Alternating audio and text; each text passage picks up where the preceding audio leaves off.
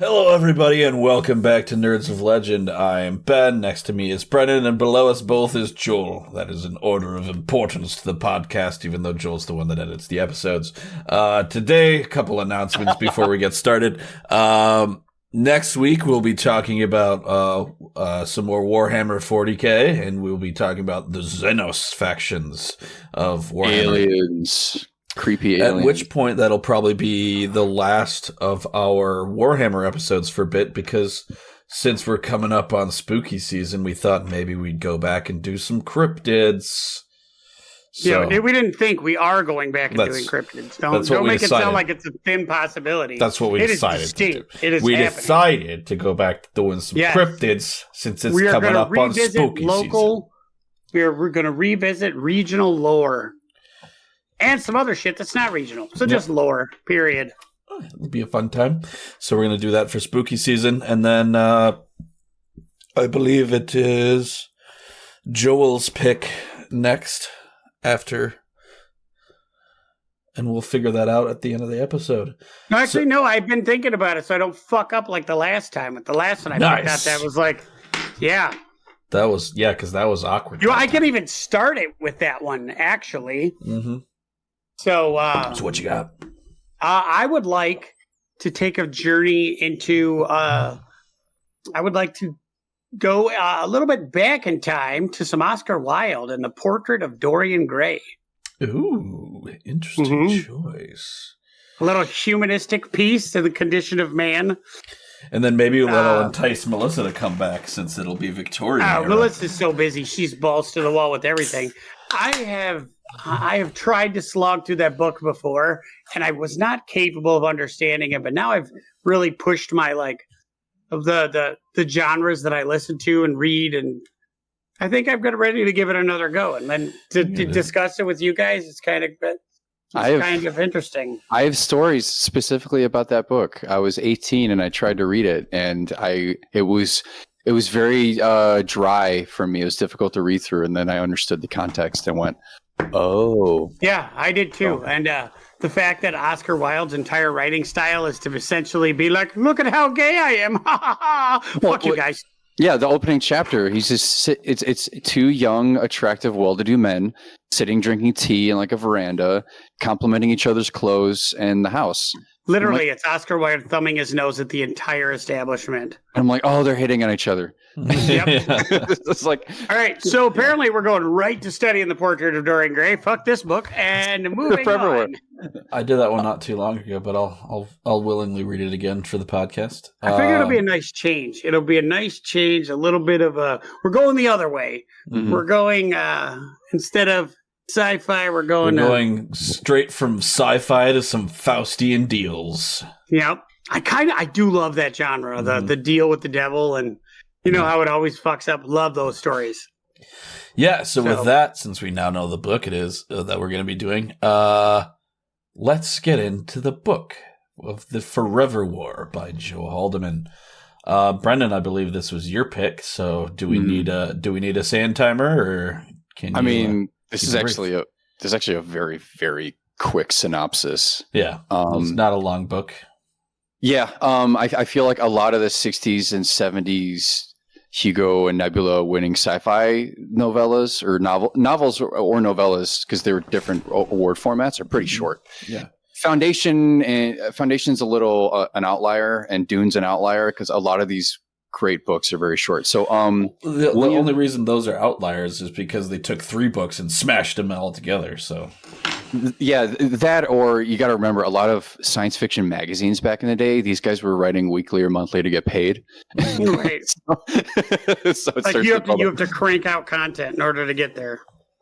Got to get that bread. So yeah, William Mandela is I believe he's a physics student on Earth, and the United Nations Exploratory Force is drafting young, fit geniuses to go and fight a war very, very far away on the other side of space against aliens who have purportedly attacked human colony ships. And what ends up happening is the majority of the book is William's experience going through training, but also through combat tours, But the war itself is a backdrop to the real story, which is his dealings with time dilation. They use what we it's know. also the slow loss of all the friends and the people that he like started his journey with as well. The effects of it. Yeah. We would refer to them now as wormholes. I think in the story they call them collapsars. And yeah, go ahead. No, you're giving your synopsis and then we'll. Yeah. So what ends up happening is there's psychic suggestion training that they do to them to get them to kill. And the training uses live ammunition and it's very grueling. And a number of the trainees are lost due to the rigors of space, zero G and combat and all that stuff. And once they get to where they need to deploy, and they survive combat, and he returns. I think they go and fight in 1997 is when they initially launch. When they leave, again, yes, This is written. The author was a Vietnam War veteran, so this was 1997 was in the future in this context. Mm-hmm. And they return, isn't it like 2012? 2012. 2022. Because remember, I kept sitting there laughing because it's like some of it was right now. Yeah. Like, they're like, and now in 2023. Well-timed, right? And I'm like, I have to work way harder to get heroin. I don't know what you're talking about. And that was only one tour. And so what ends up happening is he serves more. Okay. I want to stop for that one point. Is it really, and this was the first tour. Okay. Now they're supposed to be like bajillion years away. It's super far off. They were gone essentially 25 years. Like, but then every subsequent mission after that, 100 years, 200 years, like one of them was, if we come back, if we don't get to this point, we're going to come back in 150,000 years. And you're like, holy be Jesus. Like, yeah. So the science and the relativity is there loosely. It's very loosely, and it's not consistent, but and I don't know if the collapsars, if they like shorten the jump time, or because it didn't really go into it. It's just kind of like, this is we get into it. This is what we do. So space-time relativistic effects are proportional to the amount of gravity. And so that's why if you're on a planet, the dilation is so different than when you're in deep space away from a large gravitational space. So the thing with collapsars is like black holes have immense amounts of pull that light can't even escape them. So I wonder if the time dilation, from a physics perspective, is actually amplified by a collapsar, or if it's really more the travel in between. It's also based off of distance traveled as well. So because each subsequent tour, they're going further and further out because the universe is expanding and also the war is also shifting. Mm-hmm. I remember I first read this when I was like 16, and the part where they're returning from the tour and the ships are under fire by technology that's from the same enemy that has advanced so far since their initial engagement. That was awesome. They can't even see where the shots are coming from, and they're like 30 years advanced technology now in the single tour that we did. They were like nuclear bombs that were like accelerated. And like accelerated, they were like firing like nuclear bombs at like this roughly like 1/8 or like half the speed of light that were the size of tennis balls or something. And it's and that happened every time that they would get someplace. So the enemy was like wildly more advanced because of the time dilation to get there. Like it was like a matter of months for them, but then like 100 years, 200 years of R&D time for the other ones. So they had an interesting line in the book where he's like, we're always encountering them in our future and they're encountering us in their past. And I was like, that's actually really, it was kind of cool. Like when you understand the way that they're doing it and why this war was so long and drawn out. Like it was just a series. Like the guy was like, I've been in the service for, what was it, like 400 years at the time? But he's like, I've only been on 3 tours. Mm-hmm. You know, I'm 28 years old, but I've been in the military for the better part of a millennia, you know, and and that leads into the most interesting part of the book to me, which is how drastically different Earth becomes. And humanity. And humanity in general. Yeah. So for those who haven't read the book, I guess this ventures into spoiler territory. Yeah, this is a freaking 70-year-old book or 50-year-old book. Honestly, if the book came out yesterday, we'd still spoil it. Like we have a pattern of ruining shit now. Yes, we do. I still recommend you read it. It's a fast read, but it's a fun read. It's a very fun read. It's a very fun read. It's very deep. It hits you deeply. I felt similarly when I watched AI. Spielberg's continuation of Kubrick's ideas in AI. The entire human race, all races have it's been so long, they've all more or less intermingled into this mulatto. But that was by the eugenics board decided. They wanted to keep the population under 1 billion people. So they encouraged it by conditioning everybody to be gay. Yes. Which was really funny. He was like I didn't understand if his take on homosexuality was like, this is how we're going to do this in the future, or if it was it did strike me as weird how fervently he pushed the idea. I think what it was like, this was Haldeman basically talking about the Vietnam War, and you leave and it's like the beginning of the 60s. Mm-hmm. And then all of a sudden, Vietnam War's over. You come back. It's now 1969. We're in the middle of the Summer of Love. Yeah, the story's heavily allegorical to Haldeman's experiences in Vietnam. I think he was also a physics student. Yeah, and I think in the context of the story, state-run homosexuality is very much just a practical population control technique. Right. Yeah. In terms of his experiences, probably the free love and hippie movements and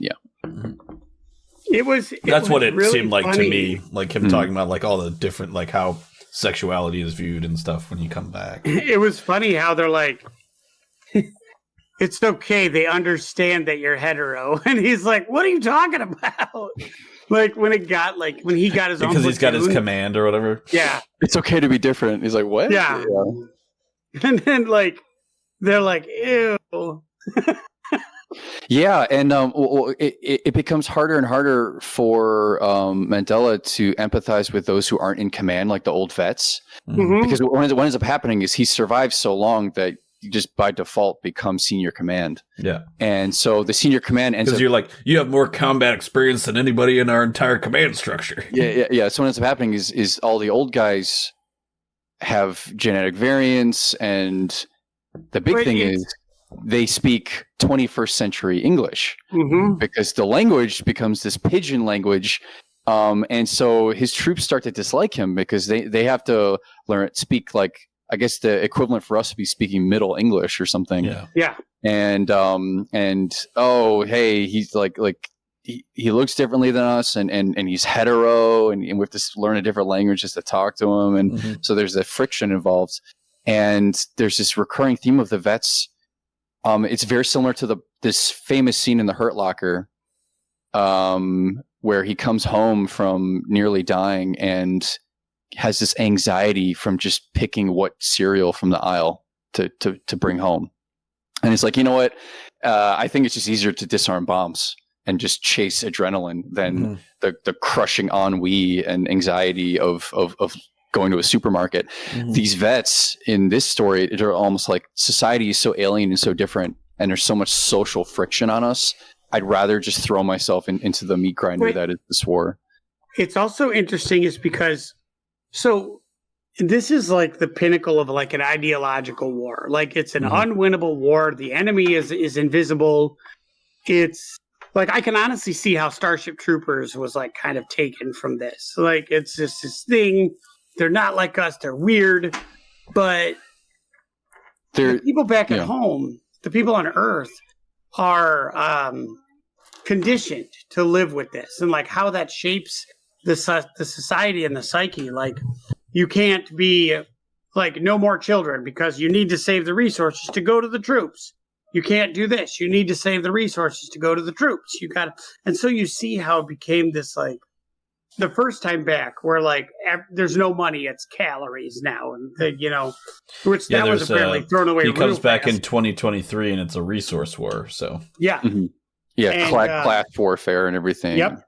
And then the next time he comes back, and now the class warfare is gone, but everybody's gay, so they can keep it right under. So everybody's got resources, and they can make everything work. But everything was down to, like, we're doing this because of the enemy. And then at the very end, the enemy is like, we just wanted to be your friend. We didn't understand what the hell was going on, but we don't understand you because we're clones, which doesn't make. I guess they're a hive mind. Yeah. Yeah. So on the final tour where sorry, we stomped all over your recap there, Brennan. I just realized.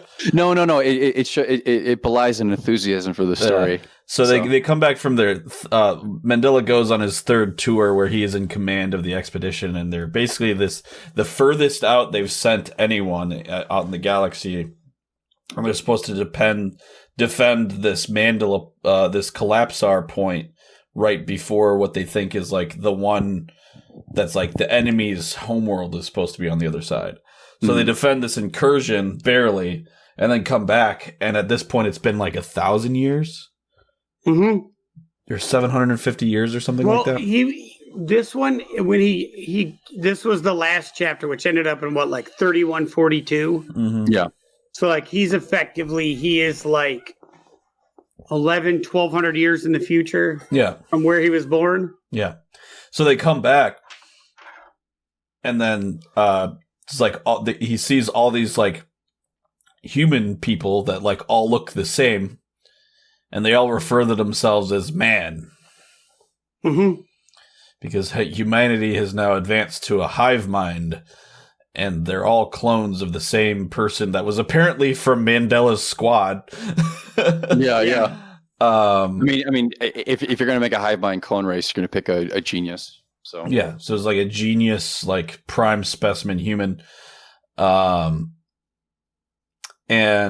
they find out the war was just like dumb shit of like nobody knowing how to they couldn't communicate with this other race because they were also clones and they didn't have the concept of not being a hive mind or something like that. Right. So it was very heavily a reference to the Gulf of Tonkin incident being like suspect as to like was this really an incursion by the Vietnamese, or was this something doctored like the USS Maine to jumpstart the Spanish-American War? Yeah. And so it's very much like hinting that the war was more or less jump-started because Earth figured it would be profitable to do so. But yeah, you find all the military leadership didn't have a war, and they needed to like basically. Yeah. You find out the whole war was started because these fucking war hawks were looking for money, and they were looking for a way to keep the economy going. So they had to manufacture war in order to like get people to like conserve resources and not be stupid. So you find out this basically this whole like 1,300 year war was manufactured by the leadership in the 90s in order to like maintain keep the population in check. Right. Sound familiar? And proliferate a military industrial complex. And yeah. Well, I mean, that's where you make the most runaway money. Like you could just say, well, if we don't, this will do it. Like that's human nature to engineer an enemy. Like I've watched this pattern, forever. And especially, and I always go back to the being raised evangelical, like, what's the one overarching thing? Demons. What does demon bring you in the 90s? Gays. Still the gays, because they're not really good at, upping. But then like it was race in the early part of the millennium, they can't have the same rights. Segregation was a big thing. Then after that was done, then they're like, well, what about the gays? They're their problem. And then after everybody's like, no, they're not. Now we're on trans now. Yeah. Like we make up a social ill. The culture war, the battlefield, to keep it going. But that's the culture war keeps people going because the older people are like, I don't like it. And you're different. But the real sweet spot, I mean, think about all the money that has been raked in right now by pretending your identity's under attack. Like the church was so hot and heavy in the 90s to be like, they literally would be like, the gays have an agenda. Yeah, to be treated like people and left alone. Like my mom would get mail from the Concerned Mothers of America asking to donate money and to write your. It's really funny. Isn't that a hate group now? Pretty sure. Like, is that Moms for Liberty? I same premise, I presume. But we get letters asking to send money and to write your congressman or congresswoman to get Buffy canceled because Willow had a girlfriend. Yes. And I remember that was back when the Satanic Panic ended. She sent in a letter, didn't she? Yeah, this is like season 6, I think, around. So my mom would read that mail. No longer held, but. And then I would wait till 8 p.m. till she went upstairs, and then I'd watch Buffy. So, honestly, that was the best. Like Tara was the best character on that show. Like Willow's girlfriend was awesome. Like I'm just watch Buffy. Those at home, season 3. Watch all of it, not the movie. The movie's terrible, but watch all of the film. Even though 3 and 5 are really good. And Dawn sucks. Anyways, so, but like it's almost like in human nature, like there are those in power try to get us to hate something. Well, it's the whole Watchmen paradox, it's like Ozymandias, his idea that, hey, the only way to save the East and the West from destroying themselves. The way to keep the humanity from destroying itself is by manufacturing war with an external entity. Right. And that's exactly what it is. A straw man. Yeah. When they were when we were having the issues and what kept, when 9/11 happened, all of a sudden we had the nameless, it's them over there. It was the Taliban, and then the Taliban was taken down, and then it's Al Qaeda, and then it's ISIS, and then it's all of this shit, like a nameless thing. If they're brown and bearded, they're bad. Like that's what they would throw out there. So now 20 years later, they're like, I didn't know it would work out so bad. It would turn out so bad because we got a new race of like stupid bigots who just hate everything. Like this book kind of encompasses that like true dream of the military industrial complex of like nobody knows what the aliens look like. You could be like, what is a torch? Like, I didn't know what it looked like when we're reading the book. The first part. Yeah, because what was the cause of that first conflict? I can't remember. You mean where they killed all those animals because they didn't know? No. Like the initial thing where like the colony ships were missing or whatever, and so they presumed that they had been attacked, right? Yeah. Well, there's. But what ends up happening is you mentioned the part they kill like an analog to like troops shooting water buffalo in Vietnam. Yeah. They shoot what they realize later are just local fauna who are also psychic and who are so psychically advanced that the feedback of them dying pops like the troops' heads like grapes. Which is so funny though, because like that's like they literally sent people in this book. They sent people away. They didn't even know what they look like. They're like, what does a Tauran look like? I don't know. So they're out there literally so scared, not knowing what the hell these things even look like. They had no clue. Just what they even look like. They didn't even know what the villain was. Shout out to fucking, when was this book done? 70s? Mm-hmm. I can look it up. The book was published in 1974. 70s science fiction and the finger laser. Yeah, they have these like bubble suits. You know what's really these bubble power armor suits, and they're equipped with like literal finger lasers. So they're just like pew pew pew pew. I mean, honestly, they still are talking about like atomics and all this other stuff, and like now you look at our sci-fi where you're like, atomics? Are you kidding me? Like we've moved on to all of our shit is like fusion powered. It's not fission. It's not nuclear bombs. Like we have whole different stuff in our heads, But yeah, that's like when I get a kick out of Dune. Year 10,191. and everything's still powered by reactors. You're like, what? Yeah, by Get a fucking atomics, Kugelblitz in there or something, like. I thought it was the period was also really cool in that this was still in the era of science fiction where science fiction was preceding discovery. Mm-hmm. Yes. So their muster point is, I think, Charon, the moon beyond Pluto, Mm-hmm. and what ends up happening. That was cool. We were talking about that, and now it's a hot day at +8 degrees above absolute zero. Yeah. And so this is something that is retroactive now because it had been discussed in the story. It's similar to 2001: A Space Odyssey. The space sequences are so realistic and lifelike, and it precedes us, going to the moon and whatnot. That was really, really cool.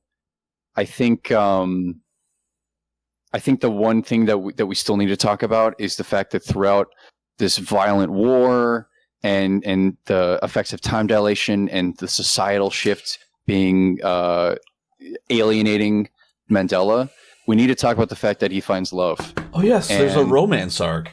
Yes.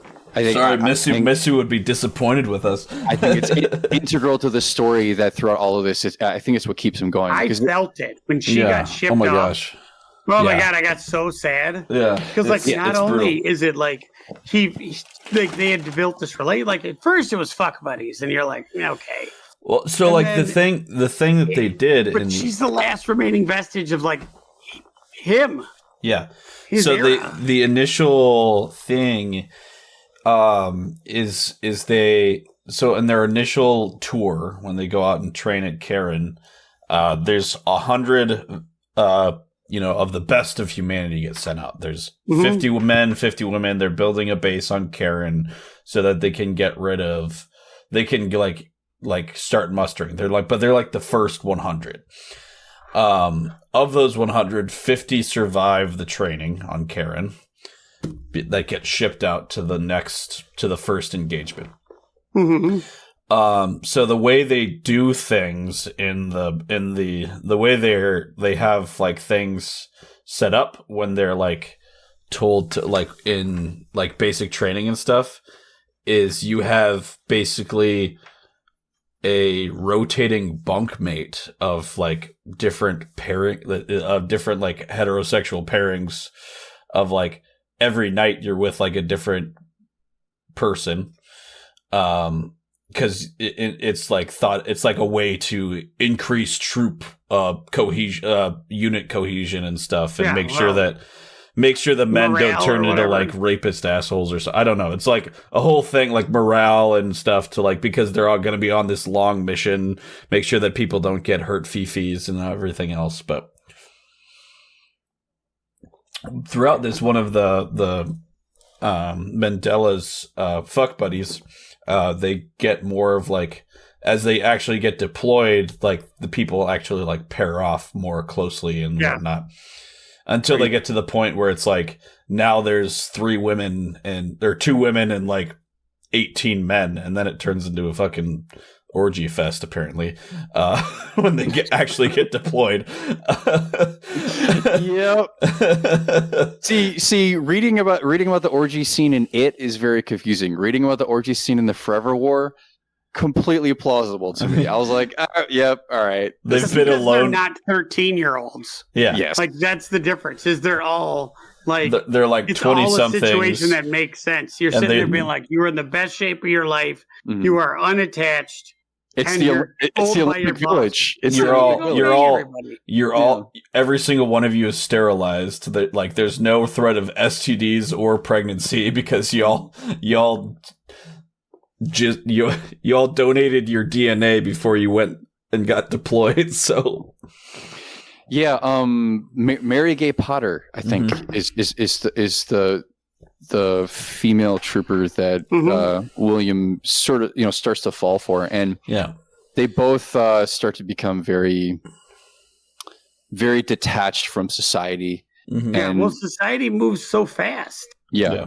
They hated it after that. That's what's funny is as soon as they get back 30 years later, they're like, we fought for this, which that was poignant. Yeah. That was a poignant moment in that one because it's I have heard that a lot of people will come back from war and be like, this is what I spent this time doing. I and watch people did all die these things for this and, bullshit for you fuckers. Yeah, he comes back, and the first time he returns to Earth in 2022, they have Earth has gone through a resource war in the 20 years he's been gone, basically to the point where all the currency's been replaced by calories, and he finds out that his pension that he's supposed to be receiving is barely enough to cover his living expenses. He reconnects with his mother, who he finds out his dad died, who he, like, it's commonplace for you to just, like, hire a bodyguard for the day to prevent you from just, like, random acts of violence. Mm-hmm. And this isn't like some, like, nasty city. This is, like, what is it? Columbus. It's like Washington. Yeah, it's Columbus. It's right outside of Washington. Yeah. It's like right outside of DC. Like it's not like some like hood place. It's just like some like the suburb has become like an overpopulated city. And there's you have to hire a bodyguard and basically go around strapped all the time. I found out his dad died in a like mugging. And his mom is like basically because they all smoked a shitload she's of advanced weed too. 20 years. Yeah, they all of the drugs. This is just like you could get like heroin just like because his mom is like obviously like 20 years older. He hasn't aged a day. And his mom has a life partner. She's now a lesbian and has a life partner who is like the same age as him when he like left. Yeah. So it's an interesting sort of thing.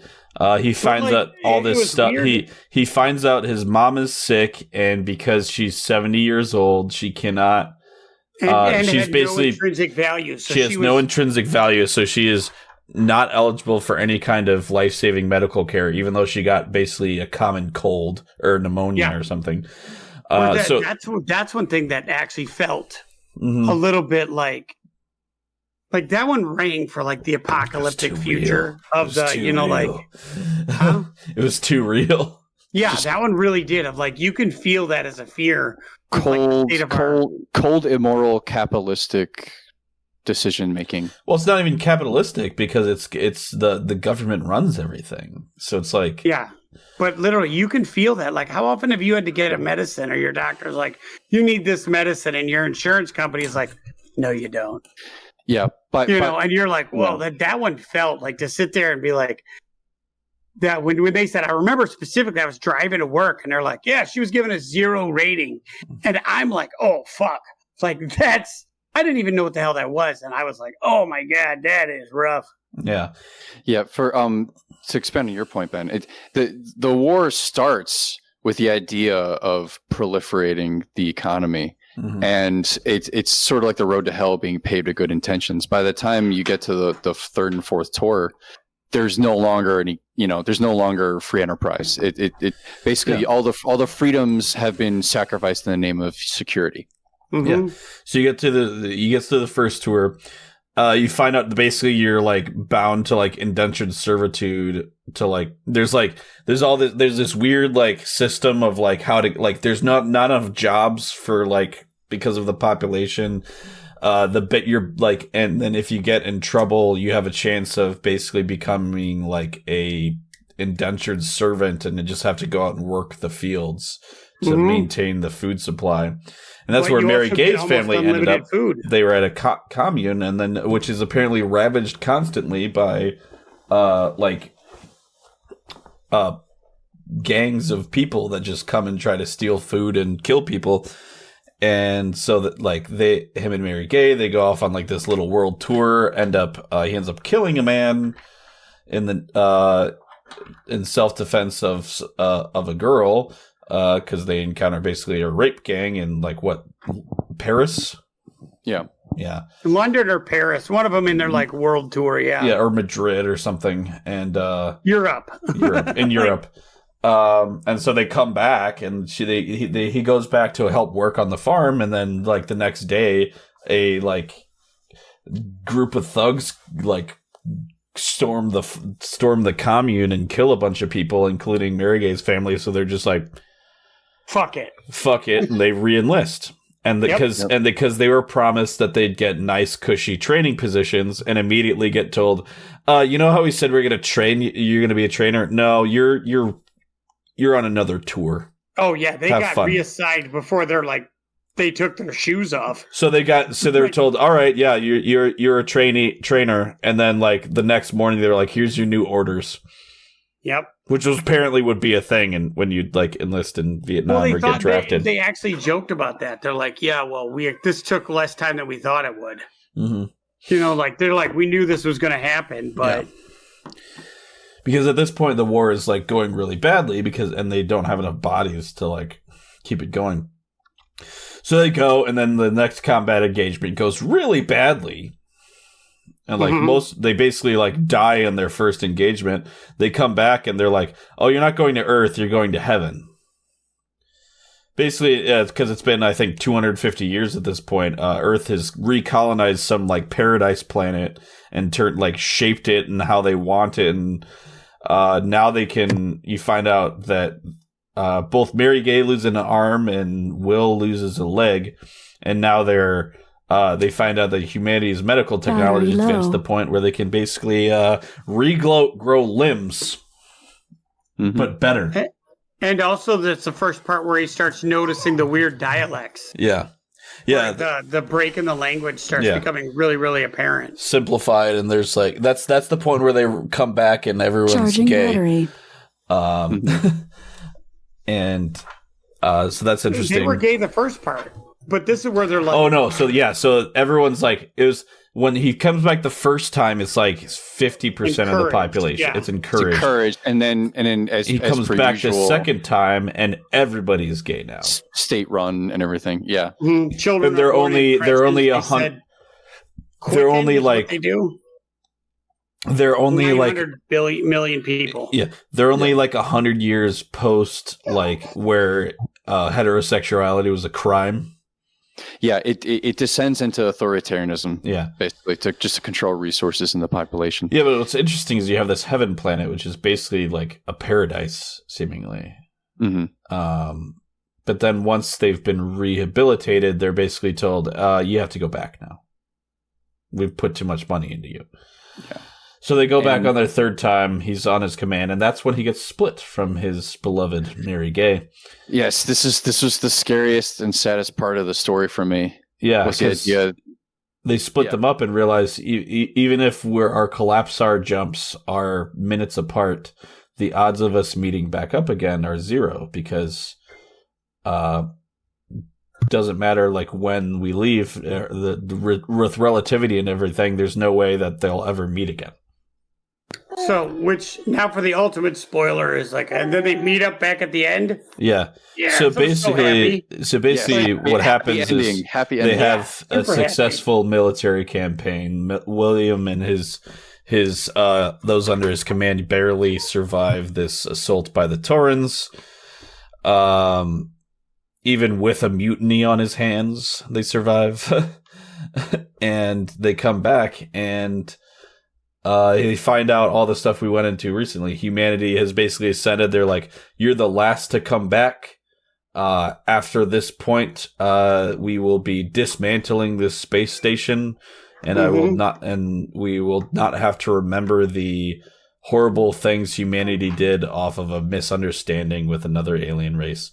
It was. And then he's like, we've set up a planet for everybody who's, they basically set up a sex paradise planet for them to return to so that they're like, he's like, yes, we're all clones, but just in case there's something that goes wrong with this clone batch, we've got you as our breeding. They call it like a breeding planet or something like that, right? You guys want to get it on still? Feel free to go over there. We're going to be at the clone planet. Mm-hmm. We'll keep you as an evolutionary redundancy if we evolved into a dead end.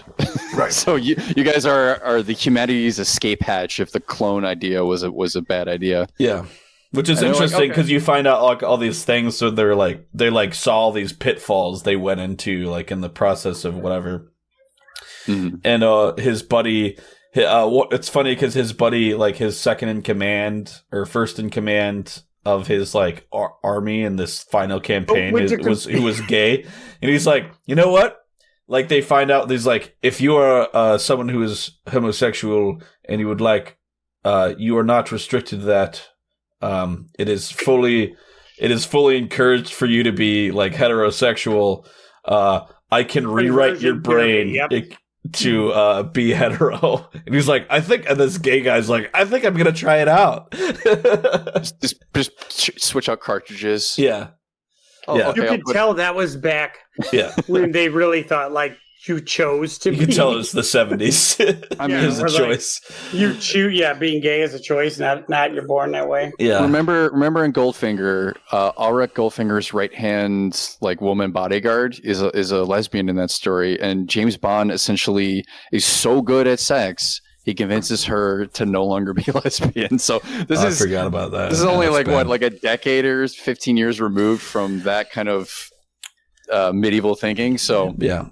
So what for? I can't remember the reason, but Will ends up requesting his personnel file to review, and he finds that Mary Gay left him a note. Mm-hmm. And she says she comes back and finds out that his platoon's supposed to be back in X number of time. She came back 250 years early, and she said she's on a. So she was his same age when they first left heaven. She is on a vessel, this like short range collapsar jumping vessel, that they basically go out to the edge of the system and come back, and because of relativity bullshit, every time they do a jump, it's 5 years, yeah. It's like 1 month her time, but it's like a 5-year jump. So he's like, by my calculations, I should be only 5 years older than you, and if you still want to meet up, I'm willing. And then so he goes to the planet and meets up with her just in time, and they don't redo the reunion, but there's a thing of like, so-and-so, Mandela, born. They have a birth announcement in the newspaper for this birthing planet thing, and it's like he basically goes back, he becomes the mayor of his little town or colony, and they have like 8 kids or something, which is probably the most accurate allegory of a post-war story ever. I thought they had lots of kids. I thought it was a great read. It was a great from read. start to finish. A ton of fun. It was interesting because it's for like a military sci-fi. A lot of these military sci-fis, the societal impact is on the back burner, while the military, the weapons, the actual conflict is the main source. Like we did Old Man's War. The whole point of Old Man's War was like all the military technology and how to beat the other aliens and stuff, and all the stuff they did to win. I swear Old Man's War was the story that got like that was Warhammer. Yeah. Like that's so yeah. But like this one, the war was the backdrop. Everything else was the societal change with the time jumps. Yeah, Joel, you had mentioned earlier, you had referenced Starship Troopers and Heinlein. I think this came out after because people approached him. Hey, was this a response to Starship Troopers? Was this a counterpoint? I don't remember which one it was. I know they're like loosely tied together. Well, what's interesting about Starship Troopers, it was a very pro-war. Yeah, like they were both like Vietnam vets, and Heinlein's came out very pro-war, pro-authoritarian, and Haldeman's was very like the opposite of that. Yeah. Yeah, he later mentioned he thought Starship Troopers, from his perspective, was like he wanted to very overtly be anti-war with his story, and he felt that Starship Troopers was interpreted it as the opposite. Yeah. However, Heinlein loved his book, and he later said that Heinlein's approval of his writing was more important to him than the Hugo and the Nebula. was the approval because of he wanted Heinlein was more important to him. because Heinlein came at it from one getting close to perspective, time, and he came at it and- from the opposite. So We're getting close to time, and somebody's starting to lose patience. she's like, "Father, feed me." It's like, I have dealt with this long enough. I will eat your cords if you don't I'm stop it. tired of Rachel, and you must feed me, Father. Yes. So, I love this book. I will read it again. I am going to see if there's I think this other, is like, my fourth forever- read of this book, actually. Yeah, there's other things by him that's like the forever other things. And so I'm going to look at those too and see what they are. Yeah. But I loved it. I will read it again. Excellent pick. So again, thanks everybody for watching. We'll catch you again on Thursday. Again, just a reminder, we will be covering our next book is The Picture of Dorian Gray by Oscar Portrait of Wilde. Dorian Gray. All right. Thanks everybody for watching, and we'll catch you again on Thursday. See you later. Wait.